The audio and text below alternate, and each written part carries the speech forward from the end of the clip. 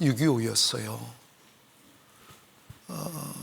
근데 이게 70년, 72주년이 되다 보니까 그 6.25의 세대가 대부분 많이 떠나가고 6.25를 알지 못한 다음 세대들이 지금 우리나라를 이렇게 메우고 있습니다. 그러다 보니까 평화가 예전부터 그렇게 있은 줄 알고 6.25의 그 잔혹한 동족 상잔의 슬픈 전쟁을 기억치 않고 있습니다. 근데 우리가 역사를 보게 되면 평화는 그냥 주어지는 것도 아니고 평화로운 나라가 영존하는 것도 아니었습니다. 백성이 깨어 있어야 되고 무엇보다도 하나님이 이 나라를 지켜주셔야 되고 교회가 하나님을 경외하고 하나님을 사랑할 때 전쟁은 여호와께 속한 것이라 하셨으니 이 대한민국의 번영과 안전이 은혜 아래 있을 때만 지켜질 수 있다는 것을 기억해야 됩니다. 영성이 떠나가고 교회가 내리막을 걸으면 영락없이 찾아오는 그 부작용이 나라가 타락하는 것이고 또 탐욕스러운 정치인들이 득세를 하여 나라를 좀먹게 되어 있습니다. 정말 대한민국이 바람 밑에 등당처럼 그렇게 위기의 순간에 우리가 있다는 것을 느끼지 않을 수 없어요. 그래서 우리 예수 믿는 사람들이 정신을 차리고 중심을 잡고 나라를 정의롭게 세우는 데 앞장서야 되리라고 생각해서 오늘 제가 그 신앙과 애국이라는 제목으로 말씀을 드리고자 합니다. 오늘 본문을 이렇게 들여다보면 지금 우리나라의 처한 현실과 너무나 닮아 있음을 보게 되고 너무 어울리는 말씀이기도 합니다. 우리는 36년 동안의 긴 굴욕의 시간들을 보냈고 정말 기적같이 8.15 해방을 맞이했습니다. 아무도 상상하지 못했던 일입니다. 그리고 해방이 되고 1958년 우리나라가 건국이 되고 난 뒤 2년도 채 안 돼서 남침을 했어요. 얼마나 비극적인지 몰라요. 저보고 6.25 경험했느냐고. 다행히도 제가 경험을 안 했어요. 근데 우리 부모님 세대의 이야기를 들어보고 그때 그 처절한 피비린 나는 시대를 이렇게 이야기를 들어보면 이 땅에 다시는 전쟁은 있어서는 안 되겠다 하는 생각을 하게 되었습니다. 6.25 이후에 우리가 어릴 적에도 참 우리나라 좀 죄송함이 거지들이 그렇게 많았어요. 온 천지가 거린이었어요. 고아들이 넘쳐났고 집이 부서지고 불타버리고 온 천지가 상처 입은 사람들로 통곡과 슬픔으로 가득 찼던 나라가 우리 대한민국이었어요. 젖동량이라는 게 있어요. 여러분 말이 안 되는 여러분이 젊은 우리 아낙네들이 이 말이 이해가 안 갈 거예요.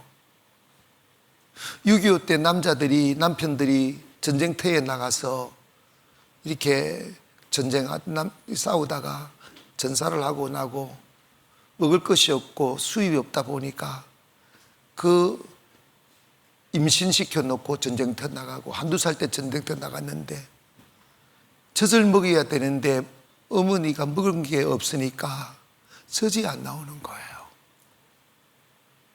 그러니까 바짝 말란 아이들이 배고프니까 그 어머니의 마른 젖가슴을 빨고 있으면 젖이 안 나오니까 막 울어요. 그리고 마른 젖을 착 빨다 보니까 젖꼭지가 상해서 막 상처가 나고 아프고 그래서 이 집 저 집 쫓아다니다가 좀 그래도 밥이라도 먹는 집에 가보면 젖된 어머니들이 가끔 있었어요. 거기 가서 애원을 합니다. 우리 아이 젖 좀 먹여달라고.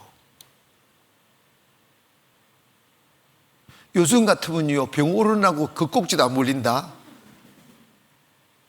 그래가지고 어떤 어머님이 자기 아이를 가슴에 품어 젖을 물리고 젖을 먹이면 그 옆에서 눈물을 툭툭 걸려요. 배고픈 아이가 배를 채워가는 그 기쁨의 눈물 말이에요. 시기 질투 그런 거 없어요. 무조건 감사하고 고맙고, 그리고 배를 채우고 나면 또 절을 하면 너무 고맙다고, 내일도 좀 먹여줄 수 있냐고. 여러분, 이 동화 속의 이야기예요. 그게 우리나라였어요. 누가 꿈을 꿀 수 있어요? 누가 여행을 생각합니까? 누가 피자를 먹냐고요? 아이들이 이른다? 그때 참 먹을 것이 없었다고. 형들이 쌀밥 한 그릇만 먹었으면 죽어도 여한이 없다고 했다고. 그런다? 그러면 라면 먹으면 되잖아요. 라면이 어디 있어요? 정말 우리 민족은 고난이 많은 민족이었어요.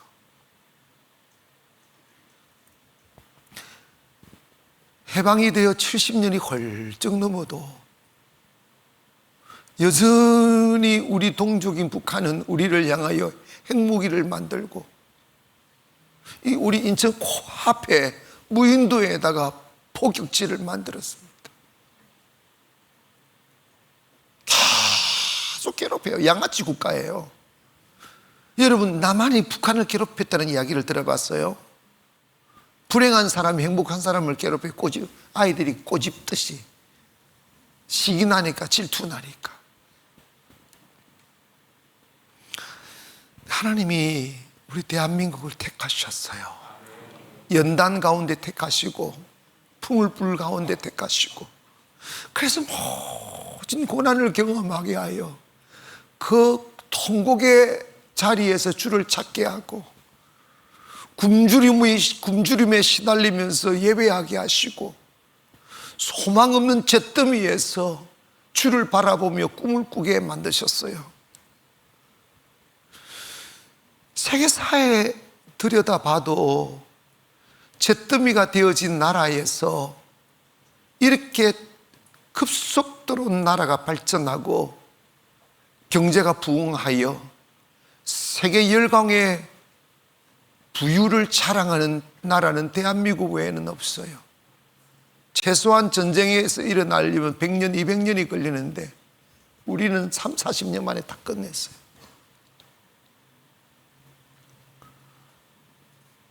제가 어린 시절만 해도 미국 사람들이 얼마나 부러웠는지 몰라요.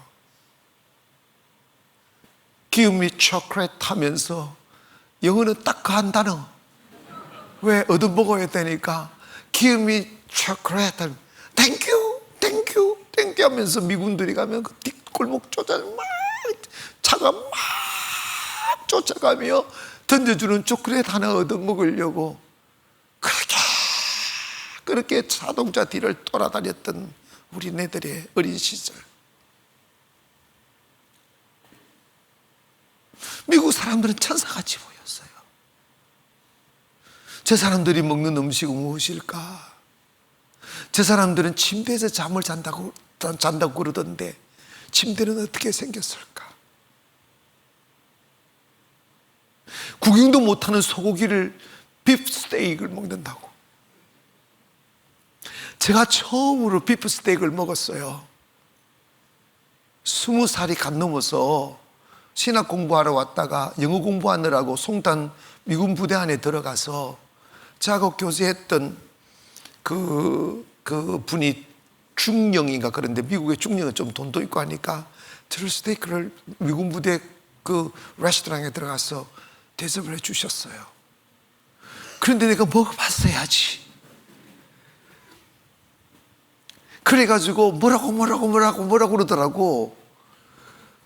그래서 미투 이랬어요. 그랬더니 알고 보니까 빕스테이크 웰단이 있고 레어가 있고 미디엄이 있더라고. 근데 여러분, 그분은 레어를 먹는 거예요. 세상에 칼질을 처음 해보는데 피가 줄줄줄줄.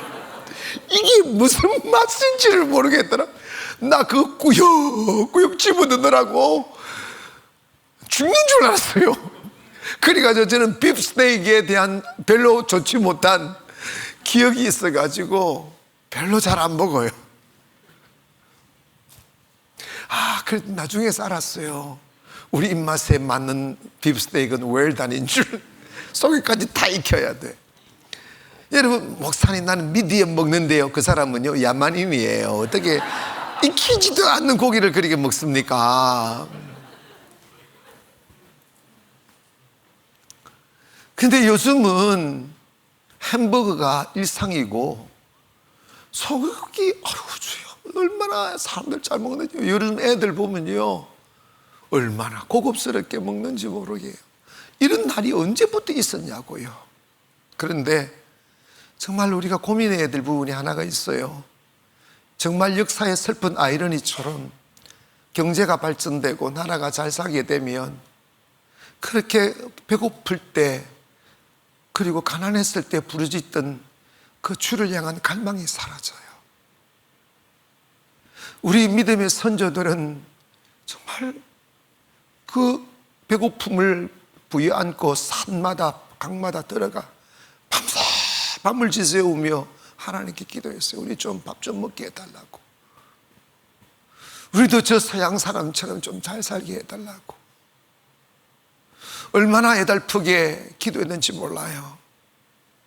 하나님이 그 슬픈 눈물의 기도를 들어서 기적 같은 축복의 소나기를 내리셔서 지금의 대한민국과 지금의 교회가 생겨났습니다. 그런데 우리가 어렸을 적에는 대문이 없었어요. 다 어른이었고 다 자식들이었고, 그리고 신뢰할 수 있었고 상대를 경계하지 않았어요. 왜? 사기칠 생각이 전혀 없어요. 해코지 날 생각이 없어요. 가난하지만 고구마 삶아서 나누어 먹었어요. 겨울 되면 옆집 가면 지만 밑에 묻어놓은 고구마 삶아서 김치 꺼내가지고 그렇게 쪼개면서 같이 먹었어요.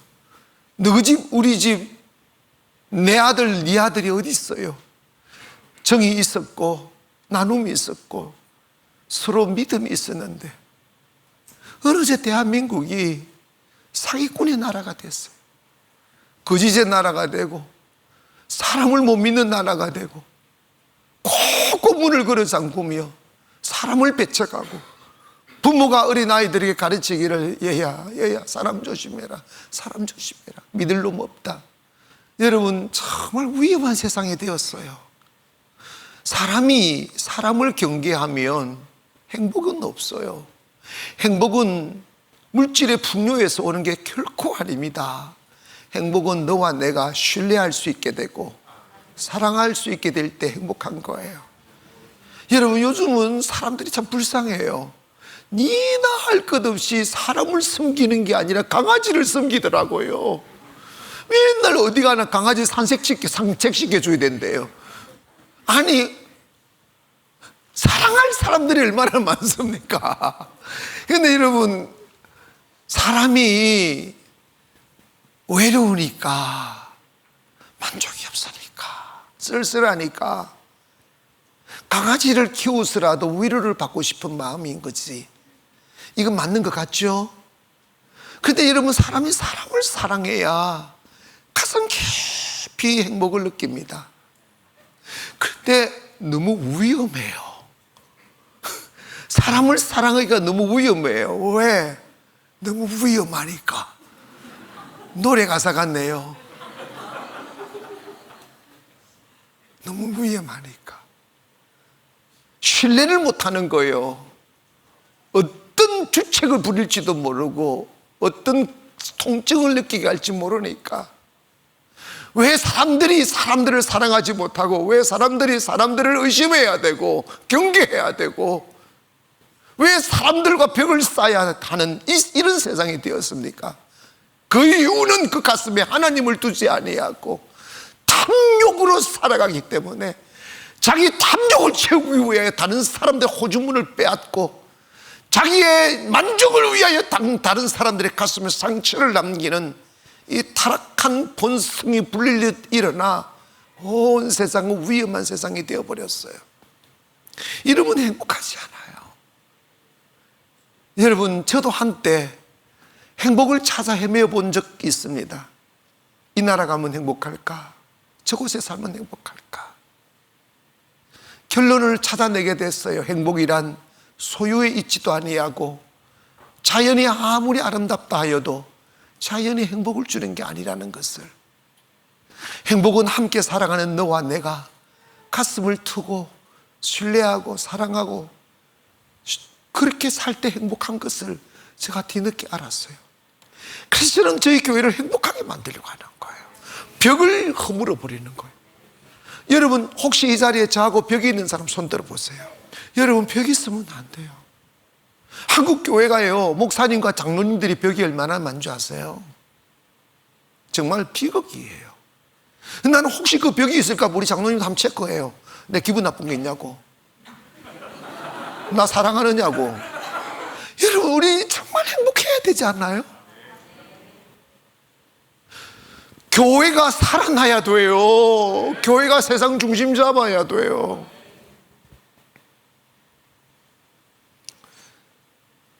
우리나라는 하나님이 지키지 아니하면 단 하루 살 수 없는 위험한 국가입니다. 지리적으로도 그래요. 응? 저 동쪽에는 일본이 입을 벌리고 있고, 북쪽에는 북한 동쪽이 핵무기 가지고 찍인다 살린다 해갖고, 남쪽에는 중국이 계속 괴롭히는 거. 어떻게 우리나라가 이렇게 안전한 나라? 안전해서 안전한 건 아니고, 제가 볼 때는 백성들이 마음이 너무 용기가 많은 것 같아요. 너무 담대한 것 같아요. 북한아, 중국아 쳐들어와라, 내가 싸우리라, 그런 마음인지 모르지만, 그건 조사해 보니까 북한이 쳐들어오면요, 군인은 다 도망가고 엄마가 싸운다잖아요. 근데 정말 우리나라가 이렇게 잘 살게 된 건 딱 한 가지인 것 같아요. 하나님이 우리나라를 대제사장의 나라로 삼으신 거예요. 그걸 내가 어떻게 알게 됐느냐 하면, 세계에서 우리가 미국이나 유럽에서 복음이 수입되어 왔지만 세계에서 제일 큰 교회가 이 작은 땅 대한민국에 다 있어요. 세계에서 제일 큰 순복음이 우리나라에 있고, 세계에서 제일 큰 감리교회가 우리나라에 있고, 세계에서 제일 큰 장로교회가 우리나라가 있는데, 조금 있으면 그 교회가 우리 교회가 될 가능성이, 아멘을 아는 사람은 조금 속이 비틀려 까베기가 된 사람이에요. 지금 이렇게 성장한 속도면 얼마든지 차고 나갈 수 있어요. 아멘. 그게 왜 그러냐, 하나님이 우리나라를 축복한 거예요. 여러분, 필리핀 사람들이 하나님을 막 찬양을 잘하고, 아이고 나는요, 코로나 딱 시작하고 난 그해 3월에 우리 세부의 학교 체육관에서 필리핀 교회 사람들을 모아서 집회를 했잖아요. 3일인가 우리 했는데, 아이고, 밤 11시가 돼도 7시 반에 시작해가지고 밤 11시가 돼도 내 설교 시간을 안 주는 거야.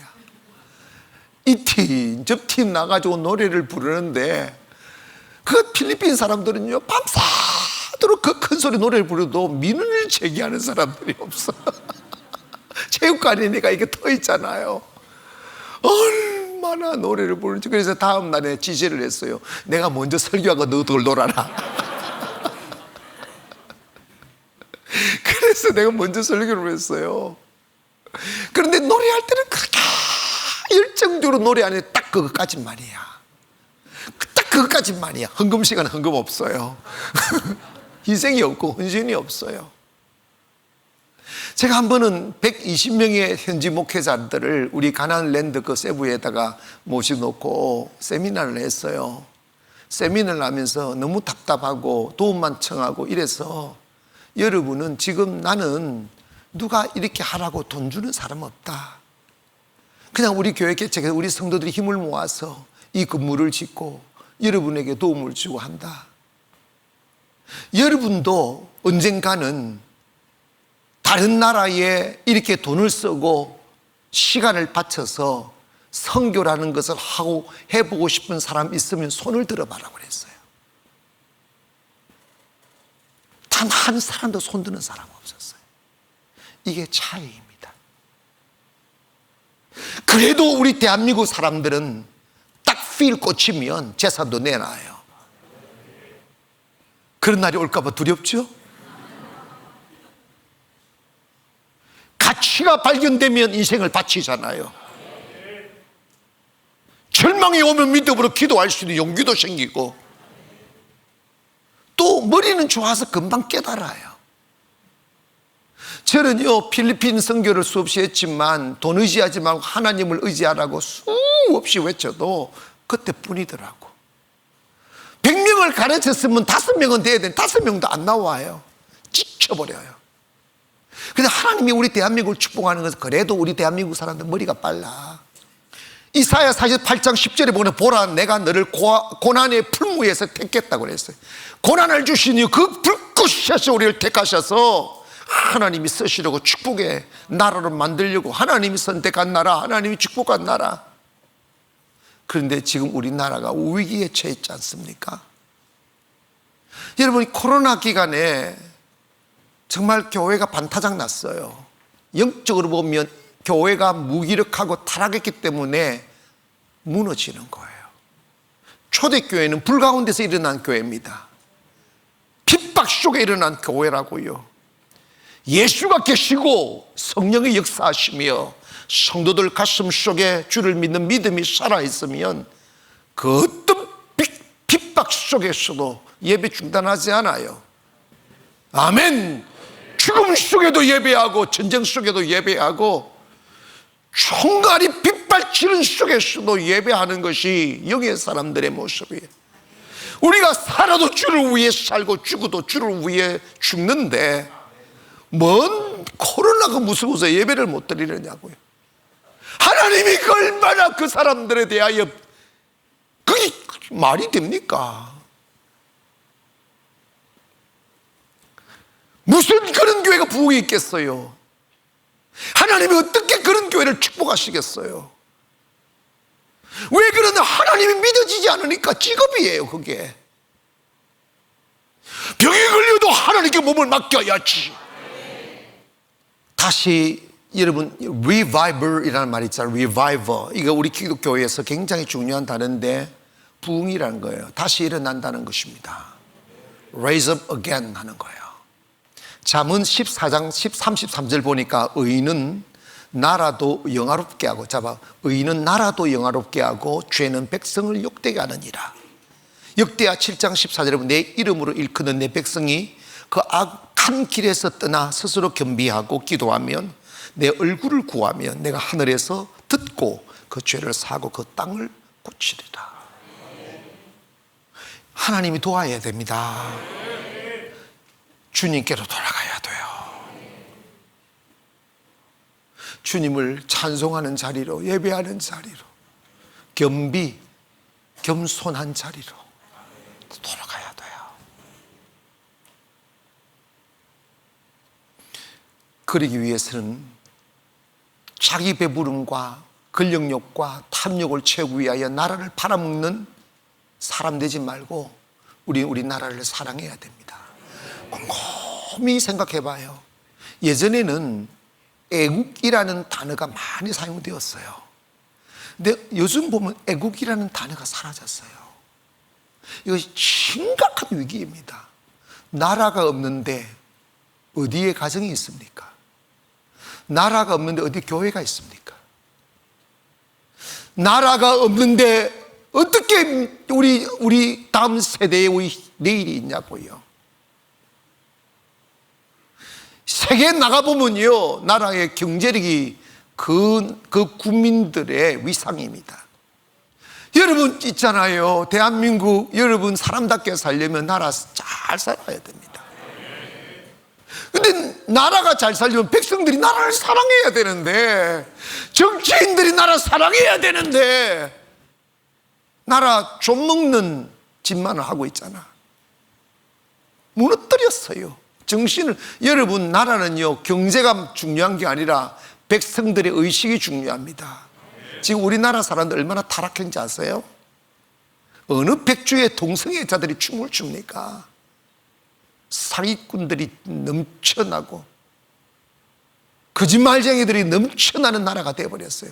가장 부정한 나라, 타락한 나라, 그 타락의 속도가 최로켓 나라. 이게 심각합니다. 근데 역사는 말합니다. 나라가, 백성이 타락하면 하나님 그 나라 망가뜨린다고.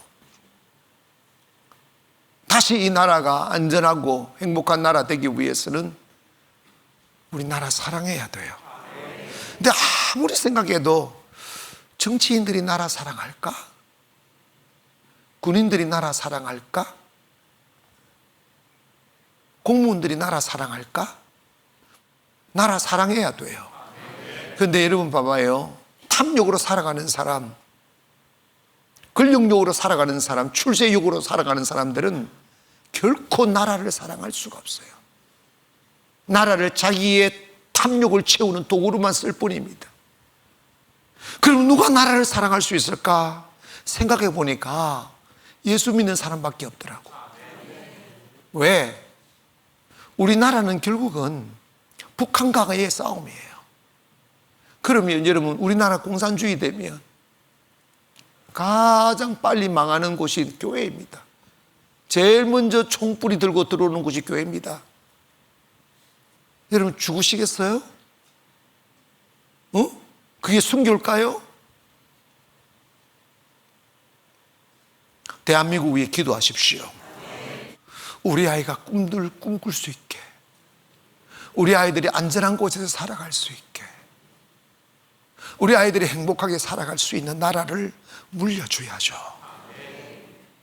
그러기 위해서 지금부터 우리 있잖아요, 나라 좀 먹는 인생을 살지 말고 나라 사랑해야 돼요. 곰곰이 생각할 세금도 바쳐야 되더라고요. 나라 세금 바쳐야지. 제가 초등학교 때 우리 학교와 우리 집 사이가 한 600m 정도, 한 500m 정도 되나? 양쪽에는 논길이었고 흙길이었어요. 근데 어릴 적에 제가 코스모스를 양쪽에 쫙 심었어요. 심고 이제 좀 이렇게 날이 더워지다 보니까 비가 안 오니까 코스모스가 좀 시들더라고요. 그래서 제가 이렇게 우물까지 물을 퍼가지고 막 어깨에 쥐고 이렇게 그 지게 쥐고 와가지고 그 코스모스 물들을 다 줬어요. 물들을 주보니까 그날이 우리 초등학교 교장 선생님이 자전거를 타고 지나가다가 그 모습을 본 거예요. 자랑한다, 자랑. 그래가지고 내가요, 그때 처음으로 선행상을 내가지고 상을 받아요. 우리 집안에 그 가봅니다, 근데 어디 있는 줄은 몰라요. 누군가가 우리 대한민국을 꾸며야죠. 사랑해야죠. 무너진 나라 다시 세워야 됩니다. 우리 다시 기도합시다. 그리고 우리 정직하고 정의로 와서 우리 교회밖에 희망이 없어요. 우리 대한민국이 더 아름다워지는 나라, 더 평화로운 나라, 안전한 나라 되기 위하여 우리 다시 일어나기를 주의 이름으로 축원합니다. 기도하겠습니다.